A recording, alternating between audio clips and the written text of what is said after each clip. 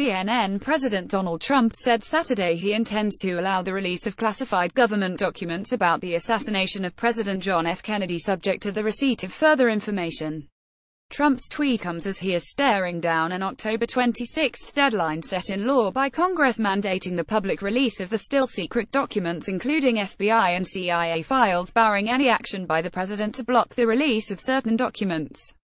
Subject to the receipt of further information, I will be allowing, as president, the long-blocked unclassified JFK files to be opened, Trump said, appearing to leave open the possibility that some documents could still be withheld. A White House official told reporters Saturday the president believes that these documents should be made available in the interests of full transparency unless agencies provide a compelling and clear national security or law enforcement justification otherwise. The White House said in a statement to Politico earlier this week that the White House was working to ensure that the maximum amount of data can be released to the public by next week's deadline. Trump himself is no stranger to the controversies and conspiracy theories that have long swirled around the assassination of the 35th president. During the 2016 campaign, Trump made the unfounded claim that the father of GOP rival Sen. Ted Cruz was associated with Kennedy assassin Lee Harvey Oswald, a claim he has never reneged nor apologized for. Trump's longtime political advisor Roger Stone, who helped launch Trump's campaign for president, is also an avid conspiracy theorist who wrote a book about the wild claim that President Lyndon B. Johnson, Kennedy's vice president, was involved in Kennedy's assassination. Stone tweeted Saturday morning that he urged Trump to release the classified documents. Republican members of Congress, including Senate Judiciary Committee Chairman Chuck Grassley, of Iowa, have urged Trump to allow the full release of the documents. No reason to keep hidden anymore, Grassley tweeted earlier this month.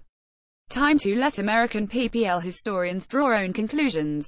Historians who have studied the assassination do not believe the documents will lead to any bombshell new conclusions in the Kennedy assassination, but the documents could shed more light on facets of the investigation and Oswald's mysterious trip to Mexico City weeks before the assassination.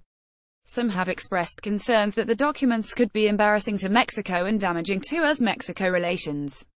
Trump can withhold the release of certain documents if he believes their release could pose harm to U.S. intelligence, law enforcement, the military or U.S. foreign relations. There's going to be no smoking gun in there, Gerald Posner, the author of Case Closed Lee Harvey Oswald in the Assassination of JFK, told CNN's Michael Smerconish. But anybody who thinks this is going to turn the case on its head and suddenly show that there were 3 or 4 shooters at Dealey Plaza, it's not the case. Oswald did it alone, Posner continued. But what the files are doing and why they're important to come out is they fill in the history of the case and show us how the FBI and CIA repeatedly hid the evidence. Posner said that the conspiracy theories about the CIA and mob working together to assassinate a head of state are true, but the target was Cuban leader Fidel Castro, not Kennedy. They tried 7 times and they couldn't even wound him. They couldn't get rid of Castro, but somehow these same guys who were an F there pulled off the perfect crime in Dallas, and 54 years later we can find not a shred of evidence about it. I just don't buy it, he said.